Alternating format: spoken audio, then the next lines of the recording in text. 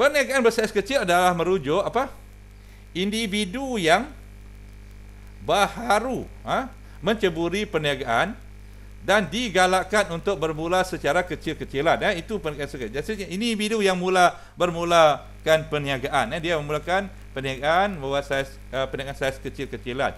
Contoh, saya bagi satu contoh kelas saya, dia mengeluarkan keropok lekor dia, keropok lekor, dan dia pasarkan ke seluruh di pasaran dia adalah di Dalat sahaja, di kawasan kecil. Yang kedua adalah perniagaan bersaiz kecil ni adalah sesuai dijadikan asas. Ini dia kelasnya. Sesuai untuk dijadikan asas sebelum berkembang ke tahap yang lebih besar. Maksudnya tempat tapak anda untuk belajar bagaimana nak mengembangkan perniagaan anda. Dan yang ketiga adalah terdapat juga juga perniagaan yang memilih mengekalkan saiz mereka walaupun mungkin berpeluang mengembangkan perniagaan mereka. Okey. Saya bagi satu contoh yang sesuai sini kan. Kebetulan juga saya adalah cikgu, adalah seorang peminat burger. Burger ini bukan burger ni burger di burger yang dijual di gerai-gerai. Contoh kita pergi tengok Ramly Burger. Ramly Burger dia bermula dengan gerai kecil depan rumah dia. Dia jadi dengan resipi dia sendiri, dengan adunan daging dia sendiri. Sekarang dia mampu mengeluarkan kilang burger Ramly. Itu kamu tengok rajin study macam mana burger Ramly ni. Okey. Apakah kelebihan dan kekurangan perniagaan bersaiz kecil? Yang pertama, perniagaan bersaiz kecil dia mempunyai cost overhead yang lebih rendah. Yang pertama cost overhead yang rendah. Okey, apa huraian dia? Okey. Perniagaan overhead rendah kelas sini. Yang pertama, itu nombor 2 tadi tu. Okey. Yang huraian dia adalah perniagaan kecil. Okey.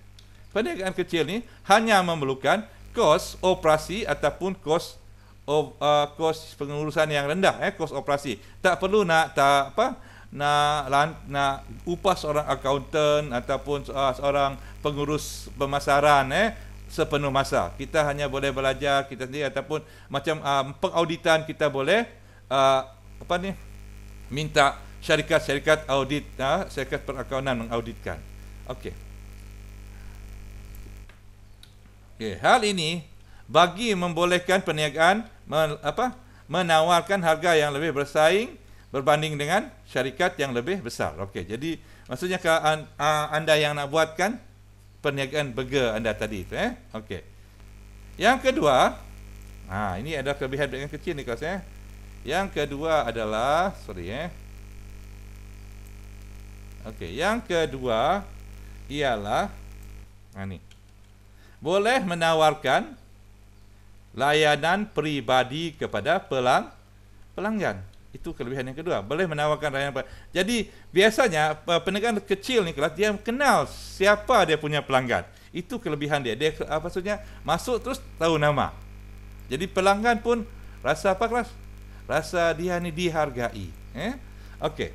Kenapa dia kata lebih ni kelas? Menawarkan layanan peribadi adalah hal ini dapat membina keyakinan dan kepercayaan kepada pelanggan. Yang kedua ialah yang kedua adalah terdapat pelanggan yang menjadikan pelanggan setia di sebuah premis perniagaan kerana layanan yang baik yang diberikan.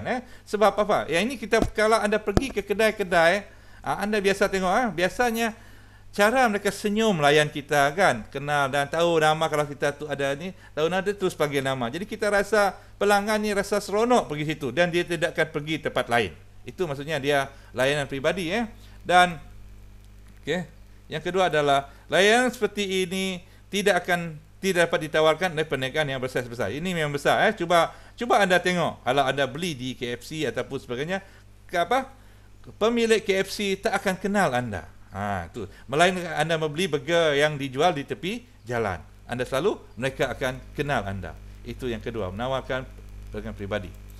Yang ketiga adalah kelebihan perniagaan bersaiz kecil ialah cepat menyelesaikan masalah dan rungutan pelanggan. Dia cepat. Okey, ada orang komplain, dia terus dapat selesaikan apa masalah dia dan mereka terus kelas terus dapat menyesuaikan diri. Okey. Huraian dia. Okey. Pemilik dapat mengambil tindakan segera atas segala masalah dan rungutan pelanggan. Sebab dia rapat dengan pelanggan, kenal dengan pelanggan itu. Tu sebab dia tak nak lari, pelanggan dia tak nak lari, ada pesaing lain, itu dia kena jaga hati pelanggan dia. Okey. Yang kedua di kelas A, maksudnya apa? Tiada birokrasi ataupun tiada birokrasi atau barang yang diperlukan, borang yang perlu diisi oleh pelanggan dalam menghadapi masalah. Okey. Pelanggan komplain tak sedap, kurang masin, kurang manis, kurang masin. Contohnya burger yang anda sediakan petang itu.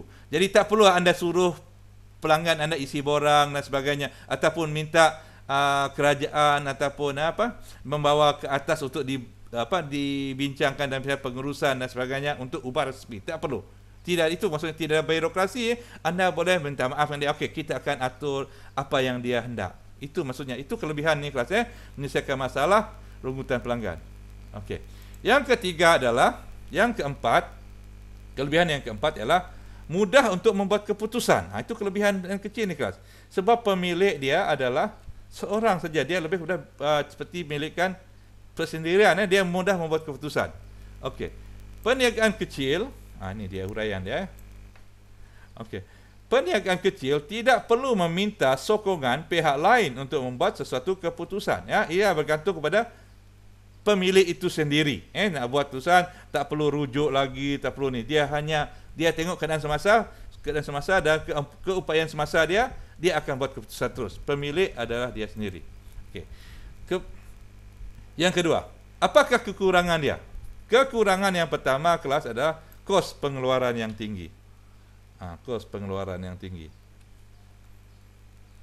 Kos pengeluaran yang tinggi. Okey. Kenapa kos pengeluaran yang tinggi kelas? Okey. Sebab perniagaan saiz kecil beroperasi dalam kos pengeluaran yang tinggi kerana tidak menikmati ekonomi bidangan. Sebab dia tak boleh membeli, maksudnya macam ni kelas Okey, kalau saya bagi contoh dalam industri makanan sekarang ni kalau anda membeli sos, contohnya sos untuk ni kalau anda ada kilang membuat burger yang besar, anda boleh beli sos 1 tan. Okey, 1 tan sos tu murah lagi kalau anda gunakan 1 tahun daripada anda beli berkotak-kotak.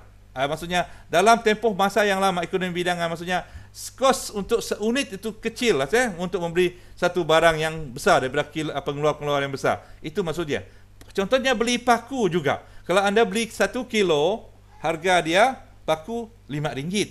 1 kilo RM10. Tetapi kalau anda beli 100 kilo, anda bayar, contoh anda bayar 90 1 kilo anda beli RM10 kan. Kalau anda beli 100 kilo, anda cuma bayar berapa kelas? Anda cuma bayar RM900, tapi sepatutnya kalau anda bayar RM1,000. Tapi pengeluar lain akan memberi diskaun pada anda. Itu maksudnya ekonomi bidangan ini. Semakin kecil dia kos anda bayar. Okey, yang kedua adalah kelemahan yang kedua adalah ni. Mudah mengalami kekurangan sumber keuangan kerana sukar mendapat pembiayaan dari bank. Iaitu kita berkategorikan masalah dia adalah, kita rumuskan masalah dia adalah kekurangan sumber keuangan. Ini yang memang berlaku kepada perniagaan kecil dan yang saiz kecil Bank tidak yakin, institusi kata bank, saya kata salah. Institusi keuangan tidak yakin untuk memberi mereka pinjaman. Sebab mungkin hari ini perniagaan mereka baik, COVID menyerang, ataupun terus ada sekatan terus untuk tidak boleh keluar berniaga untuk 1 minggu, mereka boleh tutup kedai. Itu yang bank ni tak bagi ni tak bagi kelas? Susah nak bagi pinjaman kepada mereka. Yang ketiga ialah perniagaan besar kecil ni kurang daya saing. Kurang daya saing. Sebab pasaran dia terlalu kecil. Okey, kenapa dia kurang daya saing kelas? Kita tengok. Okey. Perniagaan bersaiz kecil kurang bersaing kerana sukar untuk mengekalkan perniagaan dalam pasaran. Ini dia perniagaan. Jadi anda tengok, saya bagi satu saja contoh lah saya. Anda mengeluarkan perabot. Contoh anda mengeluarkan perabot, buat saiz meja. Meja anda cantik satu kali. Bila anda buat satu meja yang cantik, orang suka beli, ada orang lagi meniru cara meja anda buat lebih cantik daripada anda, menyebabkan pelanggan akan cari tempat lain. Anda tak boleh, maksudnya dalam saiz perniagaan macam meja, perabot, dia ada kaitan dengan cita rasa pelanggan ataupun passion. Anda kena sentiasa apa kelas? Kita kena sentiasa, istilah kita kena sentiasa improve ataupun kita perlu sentiasa untuk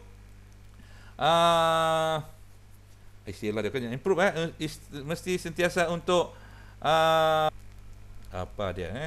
sentiasa mengubah bentuk reka bentuk kita. Okey. Dan yang keempat kelas, kelemahan yang keempat perniagaan saiz kecil ni adalah sukar mendapatkan pekerja mahir dan pengalaman. Sebab apa? Apa punca kesukaran dia mendapati pekerja mahir dan berpengalaman kerana tidak dapat bersaing dari segi upah serta tidak dapat menanggung kos latihan yang tinggi. Kita tak mampu untuk menggaji pekerja-pekerja yang mahir. Okey. Cabaran yang yang pertama ialah ini ingat, cabaran yang pertama ialah satu, ini memang susah lah saya, mengekalkan pelanggan lama dan mendapatkan pelanggan baharu. Ini yang paling susah dia nak kekalkan pelanggan dia. Sebab dia sentiasa ada pesaing setiap masa. Yang kedua adalah cabaran yang kedua ialah masalah aliran tunai kerana pelanggan lambat menyelesaikan hutang.